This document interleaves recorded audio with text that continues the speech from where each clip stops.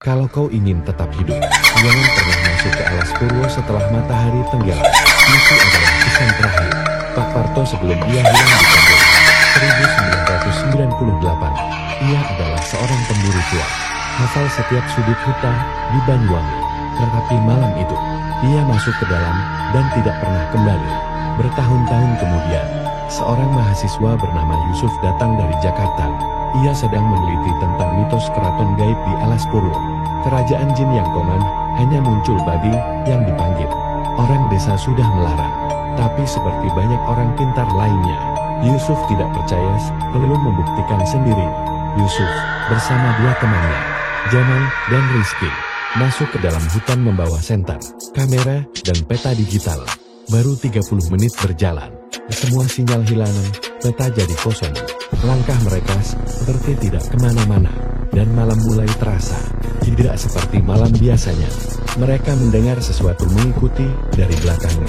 Ketika menoleh, tidak ada siapapun, tapi langkah itu terus ada. Cahaya senter berkedip, lalu padam sebentar. Rizky panik, Jamal mulai membaca doa. Yusuf tetap memimpin, menolak kembali. Salah satu kamera merekam otomatis di layar. Terlihat bayangan hitam tinggi melintas di antara pepohonan. Yusuf diam, wajahnya pucat, dan saat itulah terdengar suara gamelan. Lembut, jauh, tapi semakin jelas.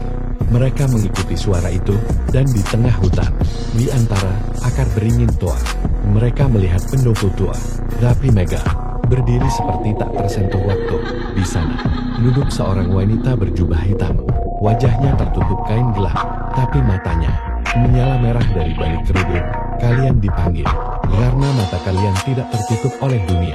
Yusuf tidak bisa bergerak. Rizky pingsan. Jamal tersungkur ke tanah, tubuhnya gemetar.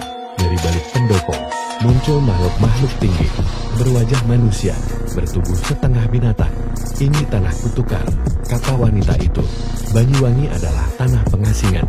Mereka yang masuk tanpa izin, akan diambil, bukan sebagai manusia. Rendopo gemetar, tanah berguncang. Jamal mulai muntah darah. Dari matanya keluar air hitam pekat.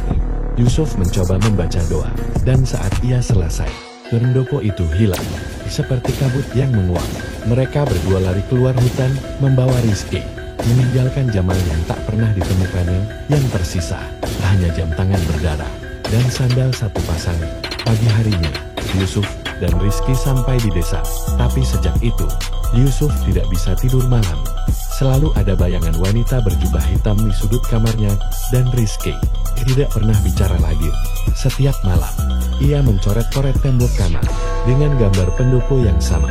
Berulang-ulang, suatu malam, Yusuf menerima SMS dari nomor asing. Isinya hanya satu kalimat, "Keraton menunggumu kembali." Dan di hari itu juga, seorang anak kecil di desa mengaku melihat wanita berjubah hitam berdiri di pinggir hutan, tepat di bawah beringin tua. Dia menatapku, lalu tersenyum, lalu menghilang.